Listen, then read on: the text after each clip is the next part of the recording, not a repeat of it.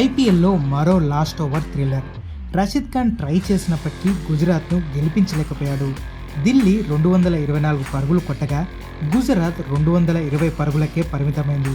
దీంతో 4 పరుగుల తేడాతో విజయం సాధించిన ఈ మ్యాచ్లో జరిగిన టాప్ 5 హైలైట్స్ అంటూ చూద్దామా.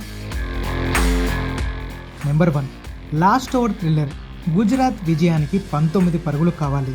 క్రీజులో ఉన్నది రషీద్ ఖాన్, బౌలింగ్ చేసేది ముఖేష్ కుమార్.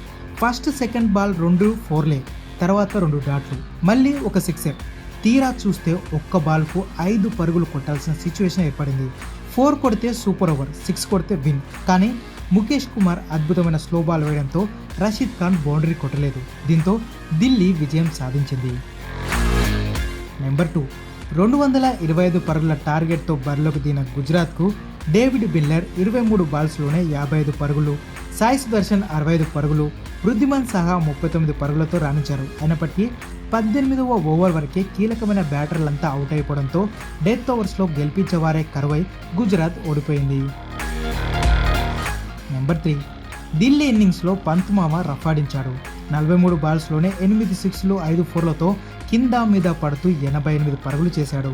44కే 4 వికెట్లు పడిన సందర్భంలో వచ్చి అక్షర్ పటేల్తో కలిసి 100కు పైగా పార్ట్నర్షిప్ బిల్డ్ చేశారు.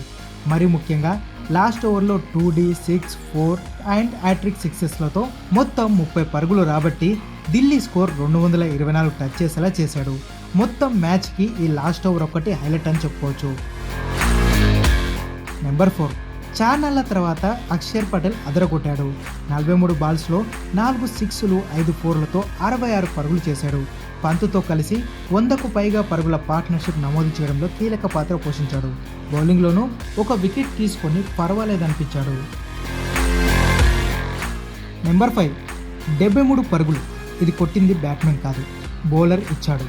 4 ఓవర్లు వేసి ఒక్క వికెట్ తీయకుండా 73 పరుగులు ఇచ్చాడు మోహిత్ శర్మ. మరి ముఖ్యంగా లాస్ట్ ఓవర్లో 31 పరుగులు ఇచ్చాడు. గుజరాత్ మెయిన్ బౌలర్ అయిన మోహిత్ ఇలా ధారాళంగా పరుగులు ఇవ్వడమే గుజరాత్ కుంపముంచింది. ఫైనల్గా ఈ మ్యాచ్ రిజల్ట్తో ఢిల్లీ ఆడిన 9 మ్యాచ్ల్లో 4 విజయాలతో పాయింట్స్ టేబుల్లో 6వ ప్లేస్కి వెళ్ళింది. ఇక గుజరాత్ టైటాన్స్ ఆడిన 9 మ్యాచ్ల్లో 5 ఓటములతో పాయింట్స్ టేబుల్లో 7వ ప్లేస్లో సెటిల్ అయింది.